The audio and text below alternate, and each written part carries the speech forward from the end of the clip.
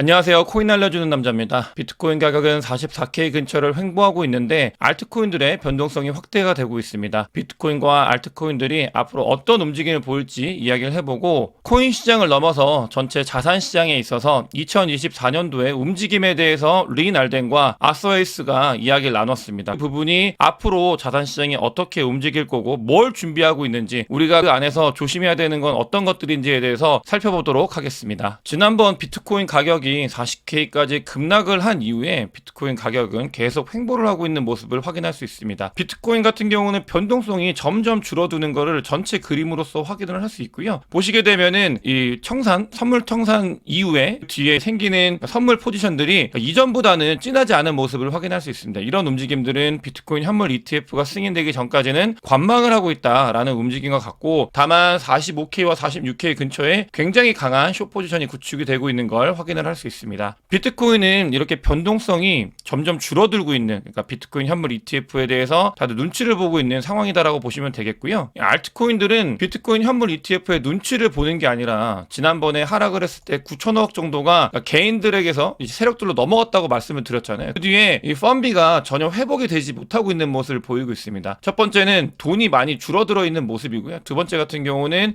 눈치를 보고 있는, 이런 것들이 복합적으로 작용이 되다 보니까 알트코인들이 가격이 오르고 내리고 이런 걸 떠나서 아예 플레이어들이 선물 시장에 진입을 못하고 있는 상황이다. 알트코인들은 변동성이 보시면 며칠 전에는 굉장히 올랐다가 또 주말 사이에 하락을 하면서 변동성이 커지고 있는 모습을 보이고 있는데, 이런 상황에서는 그러니까 세력들이 가격을 오르고 내리기에 좋은 환경이 구축이 됐기 때문에 그런 변동성의 모습이 알트코인으로 보여지고 있고, 그런 것들이 결과적으로 알트코인의 가격 변동성 많이 내려가 있고, 또 며칠 전만 해도 가격이 갑자기 올라갔던 모습을 확인했었잖아요.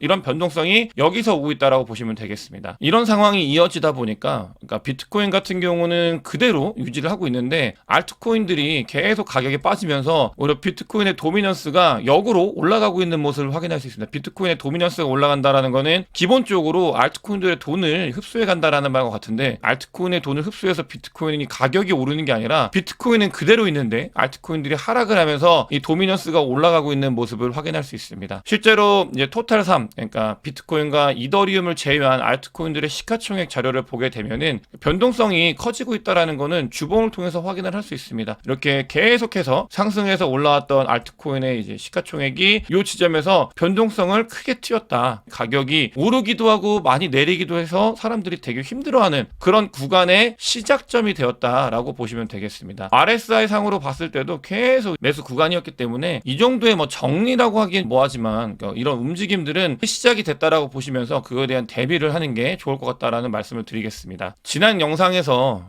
또 당한다라는 말씀을 드리면서 비트코인 현물 ETF 금요일날 승인 난다 안 난다 이런 노이즈가 시장에 계속 퍼지고 있고, 이걸 이용해서 주말 사이에 비트코인이 아니라 알트코인으로 세력들이 해먹을 거다라는 말씀을 드렸었는데, 실제로 금요일날 비트코인 현물 ETF 승인 났다라는 이야기가 없었으니까 제가 말씀드린 대로 주말 사이에 알트코인들이 변동성이 확대가 되면서 누군가는 돈을 벌고 있고 누군가는 굉장히 아픈 그런 장이 펼쳐지고 있습니다. 그러니까 오래 있다 보니까 이런 움직임들을 보면은 얘네들이 왜 이렇게 이야기를 하고 있고 다음에 어떤 식으로 움직임이 보일지를 조금씩은 알 수 있는 것 같은데, 보게 되면 이 ETF가 결국 그거예요. 가장 큰 이슈이자 또 어떤 사람들한테는 허들이 될 수도 있고 또 누군가한테는 기회가 될 수 있는 이 비트코인 현물 ETF가 끊임없이 이 코인 시장에 재료를 쏟아내고 있는데, 저는 개인적으로 비트코인 현물 ETF 승인에 있어서는 아직까지는 거의 무조건 된다라고 보고 있고요. 1월 달에 된다라는 생각을 가지고 있고, 다음 주에 나올 가능성이 매우 크다고 생각을 하고 있습니다. 이 생각은 제가 작년 중순 때부터였나? 그때도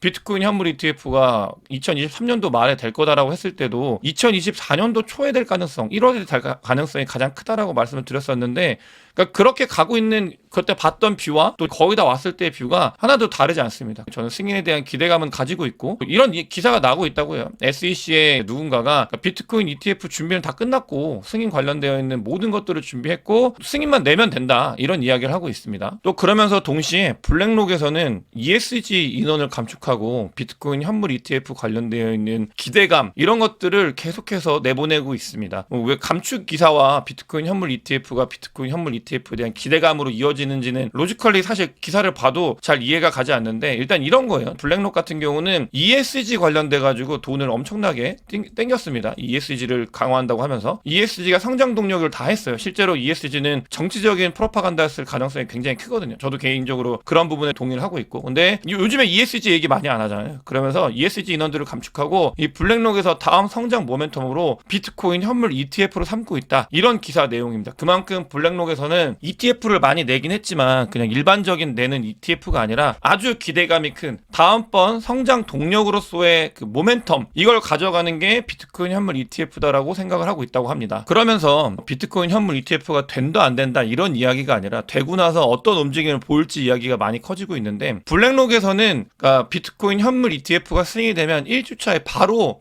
20억 달러의 자본을 유치하고 있다고, 바로 들어올 수 있게 준비를 하고 있다, 그런 것들이 소식으로 전해지고 있고요. 그러니까 에릭 발추나스 같은 경우도 이런 사실을 몰랐었는데, 만약에 이게 사실이라고 하면은 비트코인 현물 ETF는 블랙록의 새로운 브랜드가 될 거다, 이런 이야기를 하고 있습니다. ETF 사상 가장 흥행에 성공할 수 있는 ETF가 될 가능성이 있고, 그러면서 블랙록의 어떻게 보면 히트 상품이 되는 거죠. 그렇게 될 가능성이 있다라는 이야기를 하고 있고, 실제로 비트코인 현물 ETF 관련돼서 뭐 19B-4 이런 부분들을 모든 이 운용사에서 전부 다 제출을 했다고 합니다. 다 제출을 했고, 비트코인 현물 ETF 관련해서 아주 임박해 있다라는 것들을 확인할 수 있습니다. 늘 말씀드리지만 비트코인 현물 ETF는 아크의 마지막 날이 1월 달이기 때문에 블랙록의 마지막이 3월 달이거든요. 그때까지 연기를 하면은 아크가 그러니까 외톨이가 되잖아요. SEC에서는 말씀드린 것처럼 이런 ETF나 이런 것들은 선입 선출 방식이기 때문에 한 번에 다 열어줘야 그게 페어하다라는 원칙이 있어요.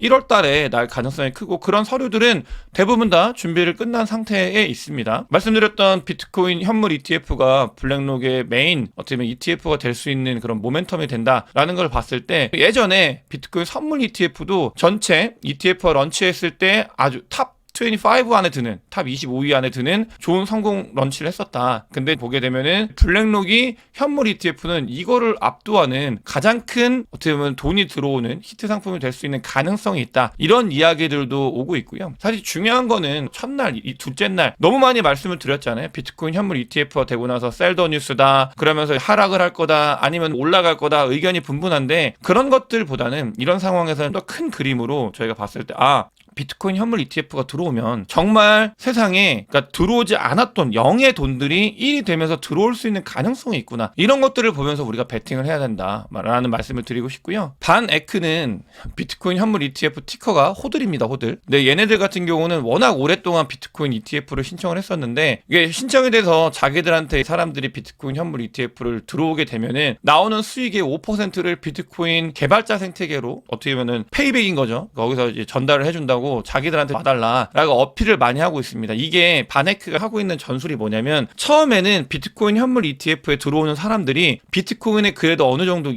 친숙한 사람들이 들어오는 건 당연한 거거든요. 그 뒤에 이 어답션이 일어나고 사람들이 비트코인 현물 ETF가 돈이 된다라는 거를 알게 되면서 그 뒤에 일반 사람들이 들어오는데, 그래서 초기에 점령하기 위해서 바네크는 비트코인을 자기들은 그냥 단순히 금융적으로 하는 게 아니라 서포트한다, 비트코인 자체를 우리한테 와달라, 읍소를 하고 있습니다. 이런 상황이 펼쳐지고 있고요. 개인적으로 비트코인 현물 ETF를 들어가려고 하는 비트코인을 좋아하는 사람이라고 하면 저렇게 수수료도 깎아주고 또 5%는 페이백 해가지고 비트코인 생태계에 뿌린다고 하는데 들어가는 게 좋지 않겠습니까? 그렇게 생각을 하고 있고, 보게 되면은 비트코인의 밸런스가 올타임 하이를 계속 찍어가고 있습니다. 그만큼 전체 글로벌로 비트코인은 이 어덥션이 계속해서 늘어나고 있는 상황이다. 우리가 가야 되는 방향, 이 시장 자체가 성장을 하고 있는지 죽어 있는지 이런 것들을 보면서 정체해 있는지, 비트코인은 코인 시장은 정말 폭발적인 성장을 하고 있고 블랙록에서도 자기들의 메인 브랜드가 되게끔 노력을 하고 있는 시장이다. 이런 것들을 봤을 때 우리가 어떤 흐름에서 돈을 벌어야 되는지를 알 수 있다고 생각을 하고 있습니다. 린 알덴과 아스웨이스가 이 거시적인 상황에 대해서 경고를 하는 그런 느낌이 있어요. 근데 저는 이 부분은 동의를 하고 있고, 거시적인 상황을 무시하고 반감기가 오고 비트코인이 좋기 때문에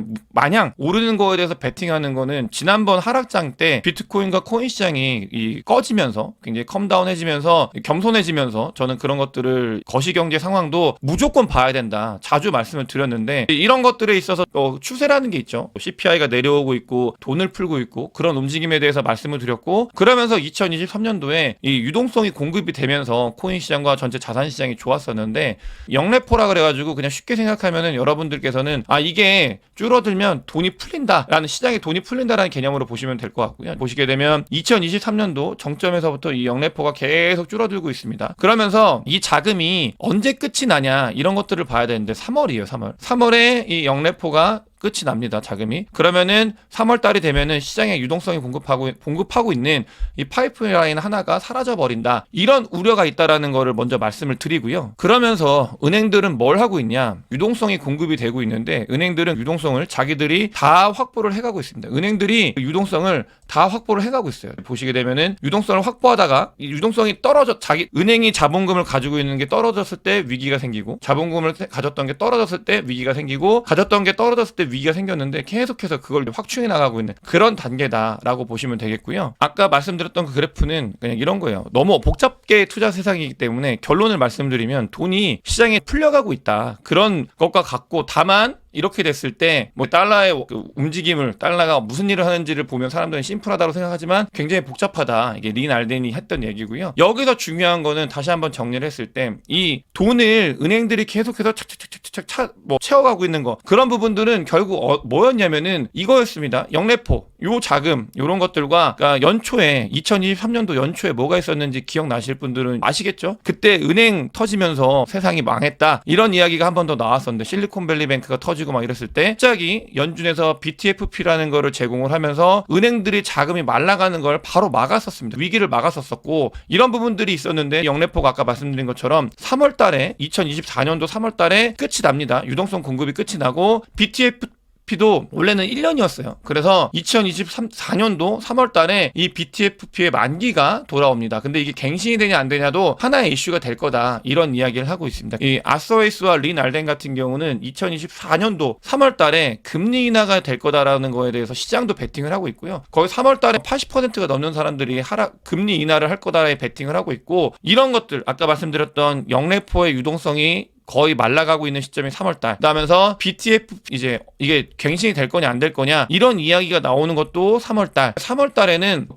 뒤에 갱신이 되고 그다음에 전환이 되더라도 위기가 있다. 그러니까 안 좋은 위기가, 그러니까 시장에 막 위기가 돌면서 장이 굉장히 무너질 거다라는 거에 이 아스웨이스는 베팅을 하고 있습니다. 보면은 그러니까 중요한 건 이거예요. 여러분들께서 혼돈이 되시면 안 되는데 3월달에는 그러니까 도달한 수준에 상관없이 20에서 30%의 조정이 있을 거다라는 이야기를 하고 있습니다. 그러면서 뒤에 돈이 풀리고 하면서 쭉 올라갈 거다라는 이야기를 하고 있고, 이거는 제가 이 거시경제 흐름에서 연준이 하고 있는 움직임을 보면서 같이 린 알덴 그다음에 아스웨이스의 자료를 가지고 말씀을 드렸던 거 동일합니다. 그러니까 여기서 중요한 거는 3월 달에 하락을 할 수 있는 그런 가능성, 변수에 대해서 말씀을 드렸는데, 아스웨이스는 여기서 착각하시면 안 되는 게, 아스웨이스는 이미 어떤 이야기를 하냐면 자기는 코인을 다 모았다, 미리 모아놨다, 이 이야기를 하고 있고, 3월 달까지는 비트코인 현물 ETF가 있기 때문에 비트코인이 쭉 올라갈 수 있다, 이런 이야기를 했습니다. 다만 올라간 상태에서 3월 달에 시장이 거시경제 흐름이 좋지 않을 거기 때문에 내려갈 수 있다라는 이야기를 한 거지, 계속 내려간다 이런 이야기를 하지 않았다라는 거 착각을 하시면 안 돼요. 이게 되게 중요한 건데 오해를 해가지고 계속 장이 안 좋아질 거다라고 생각을 하시는데 그런 게 아니라 3월 달 이런 부분에 대해서 이야기를 하고 있는 거고요. 저는 이 부분은 굉장히 의미가 있다고 생각을 합니다. 왜냐? 그러니까 리날덴, 아스웨이스의 이런 기술 지표뿐만이 아니고 연준의 이런 자료뿐만이 아니라 여러분들께서도 한 가지 진짜 아셔야 되는 게 뭐냐면 11월 달에 24년도 11월 달에 미국 대선이 있거든요. 근데 이게 웃긴 게 뭐냐면은 사람들은 그러니까 올라가 있는 상태에서 조금 더 오르면은 그